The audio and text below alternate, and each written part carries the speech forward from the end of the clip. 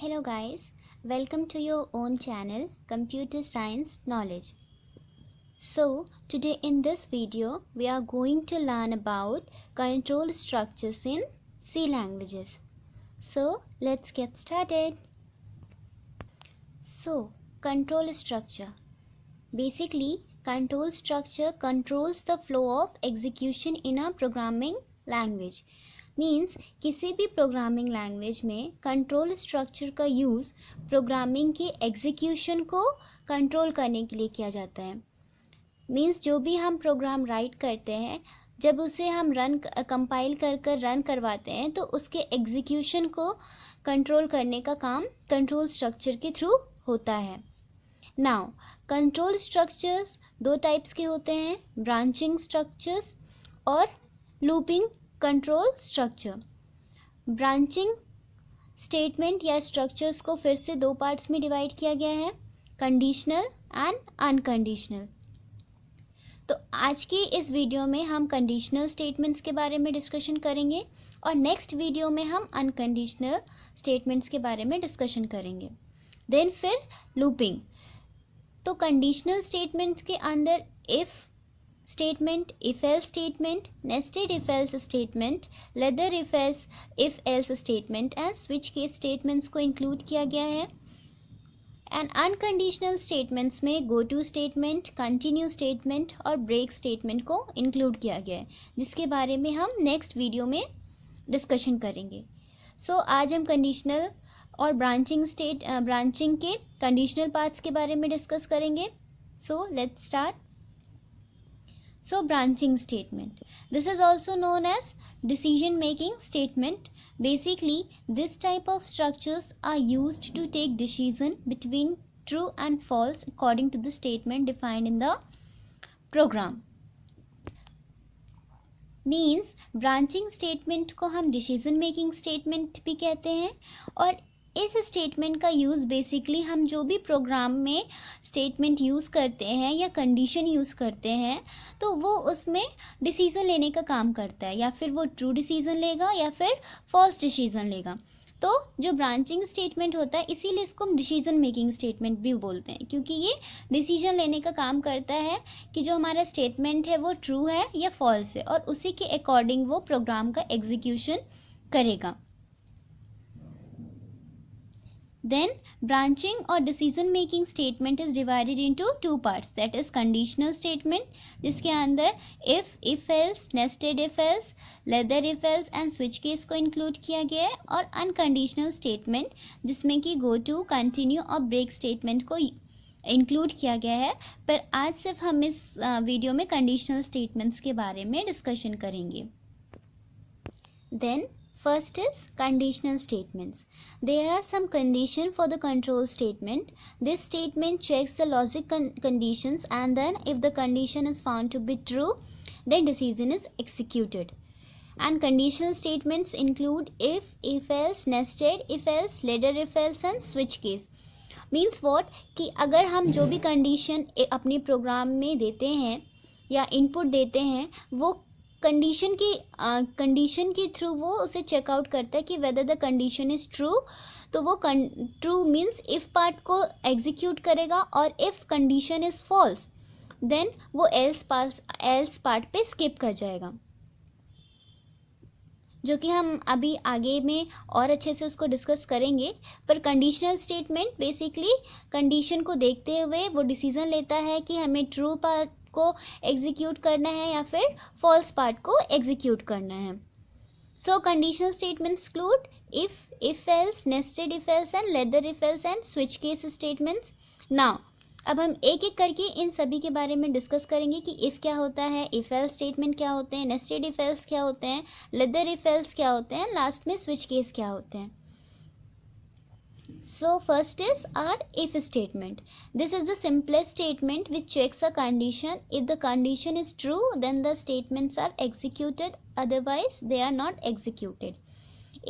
if statement में basically ये होता है कि जो भी प्रोग्राम के अंदर हम अपने कंडीशन देते हैं, मीन्स जो भी कंडीशन हम अपने प्रोग्राम में देते हैं, अगर वो कंडीशन ट्रू होता है देन प्रोग्राम एग्जीक्यूट होगा या स्टेटमेंट एग्जीक्यूट होगा, अदरवाइज वो एग्जीक्यूट नहीं होगा।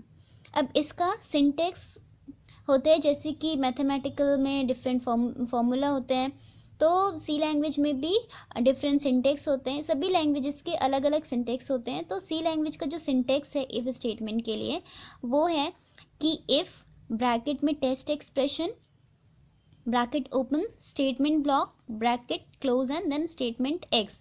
तो इफ स्टेटमेंट के थ्रू अगर हम यहाँ पे इफ के साथ एक स्टेटमेंट पास कर दिए, तो अगर वो स्टेटमेंट या कंडीशन पास कर दिए और अगर वो कंडीशन ट्रू होता है, देन स्टेटमेंट ब्लॉक जो फर्स्ट है हमारा ये एग्जीक्यूट होगा।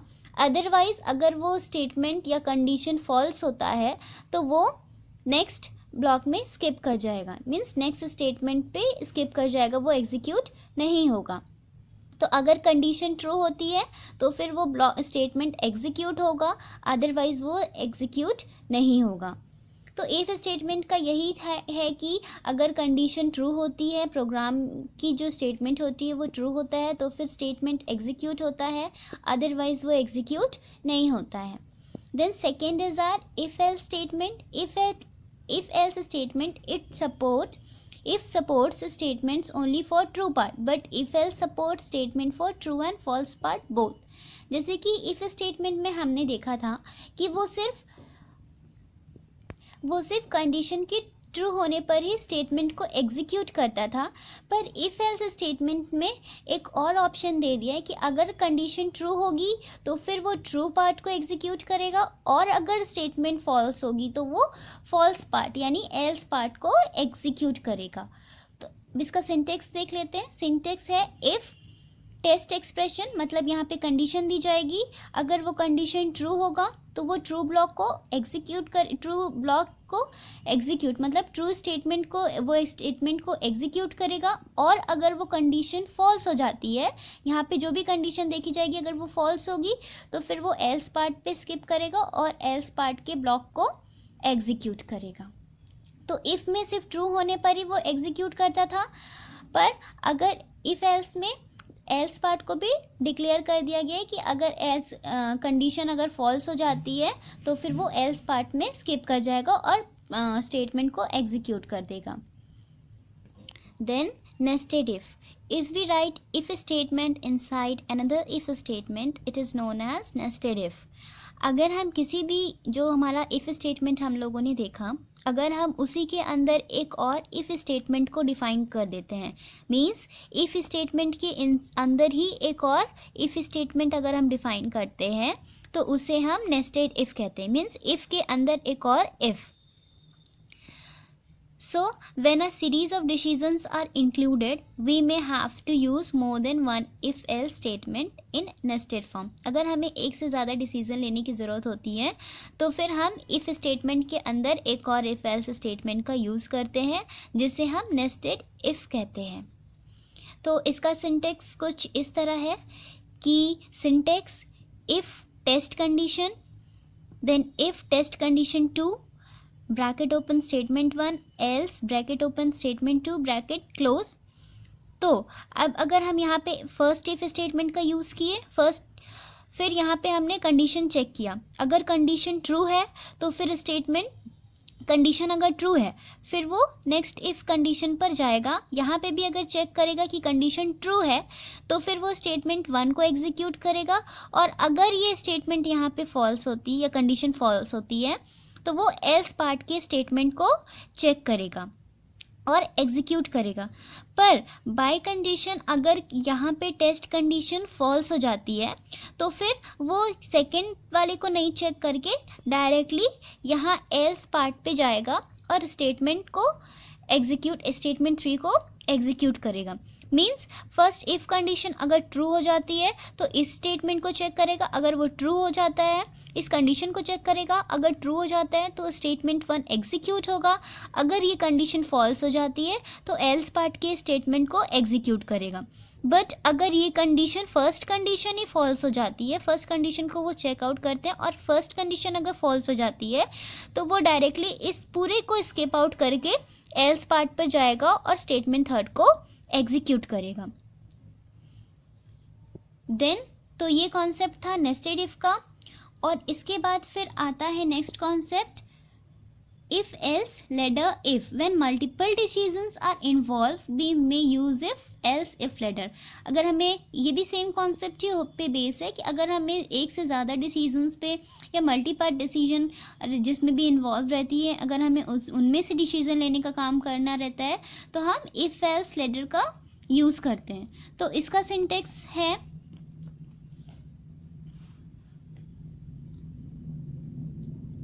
if condition 1 statement 1 else if condition 2 statement 2।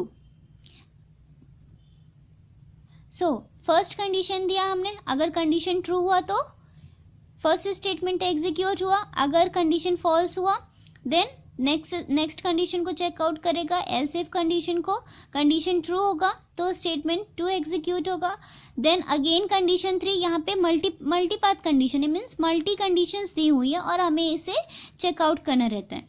और अगर ये स्टेटमेंट फॉल्स हो जाता है तो फिर वो डायरेक्टली एल्स पार्ट जो कि डिफॉल्ट स्टेटमेंट रहता है उसको एग्जीक्यूट करेगा। मीन्स फर्स्ट कंडीशन 1 अगर ट्रू होगा तो स्टेटमेंट ब्लॉक होगा, अगर फॉल्स होगा तो वो नेक्स्ट कंडीशन पर आ जाएगा। ट्रू होगा तो स्टेटमेंट को एग्जीक्यूट करेगा, अदरवाइज वो नेक्स्ट कंडीशन पर आएगा। नेक्स्ट कंडीशन को देखेगा, ट्रू होगा तो स्टेटमेंट को एग्जीक्यूट करेगा, अदरवाइज वो नेक्स्ट पर स्किप करेगा। यहाँ देखिएगा स्टेटमेंट अगर ट्रू है तो फिर वो एग्जीक्यूट करेगा, अदरवाइज वो नेक्स्ट पर स्किप करेगा। और अगर यही कंडीशन जो फर्स्ट कंडीशन है अगर ये फॉल्स हो जाता है तो फिर वो लास्ट में डिफॉल्ट स्टेटमेंट पर चला जाएगा। तो ये इफ एल्स इफ लेडर का कॉन्सेप्ट था। Then switch case statement. The switch statement is a multi-way decision making. It tests whether an expression matches any one of the constant value or not. Basically switch case statement में क्या होता है कि हम एक condition या expression बोल सकते हैं पास करते हैं और उसके हम डिफरेंट चॉइस रहते हैं, जैसे टिक द करेक्ट आंसर रहता है और हमें हमारे पास एक क्लू दे दिया जाता है तो हम उस क्लू के थ्रू मैच करते हैं और जो भी करेक्ट आंसर होता है उसको टिक आउट करते हैं। तो उसी तरह स्विच केस स्टेटमेंट में भी होता है कि हम एक एक्सप्रेशन या कंडीशन दे देते हैं और उसमें डिफरेंट केसेस दे देते हैं और जिसके थ्रू वो मैच हो जाता है वो उस ब्लॉक को एग्जीक्यूट कर देता है। और अगर स्टेटमेंट या कंडीशन मैच नहीं होता तो फिर वो डिफ़ॉल्ट वैल्यू को या डिफ़ॉल्ट स्टेटमेंट को एग्जीक्यूट करता है। तो इसका सिंटेक्स देखते हैं। सिंटेक्स क्या है? Switch expression bracket open case 1 bracket open block of statement then first then bracket close then case 2 bracket open block of statement 2 bracket close and last में default state bracket open block of statement 3 and then bracket close. तो यहाँ पर क्या होता है, switch के साथ हमने एक एक्सप्रेशन या कंडीशन दे दिया। अब हमें ये देखना है, लाइक हम यहाँ पे एग्जांपल लेते हैं, यहाँ पे मैंने एडिशन दे दिया। अब केस 1 में मैंने एडिशन दिया, केस 2 में मैंने सब्ट्रैक्शन दिया, केस 3 में मैंने मल्टीप्लिकेशन दिया और केस 4th में मैंने डिवीजन दिया। तो अब हमने यहाँ पे जो एक्सप्रेशन में दिया है, लाइक मैंने यहाँ एडिशन दिया था, अब उस एडिशन को मैं चेक करूँगी कि वो केस 1 के साथ मैच हो रहा है, केस 2 के साथ मैच हो रहा है या केस 3 के साथ या केस 4 के साथ। अगर वो जिस भी केस के साथ वो मैच हो जाएगा वो ब्लॉक एग्जीक्यूट होगा, ये कह सकते हैं स्टेटमेंट एग्जीक्यूट होगा। और अगर वो ये किसी के साथ भी मैच नहीं होता, जैसे मैंने जितने भी केस दिए, अगर यहाँ पे उसमें एडिशन नहीं होता तो फिर वो डिफ़ॉल्ट ब्लॉक को डिफ़ॉल्ट वैल्यू को या डिफ़ॉल्ट स्टेटमेंट को एग्जीक्यूट करता है। तो स्विच केस में यही होता है कि हम जो भी कंडीशन देते हैं वो डिफरेंट केसेस को चेक करता है और जिस भी केस के साथ वो मैच करता है वो उसको उस स्टेटमेंट को एग्जीक्यूट कर देता है। और अगर वो स्टेटमेंट या कंडीशन मैच आउट नहीं होता है तो फिर वो डिफ़ॉल्ट वैल्यू को एग्जीक्यूट कर देता है।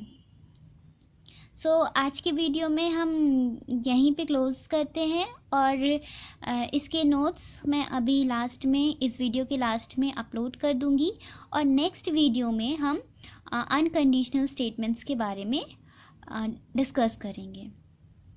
So thank you for your precious time.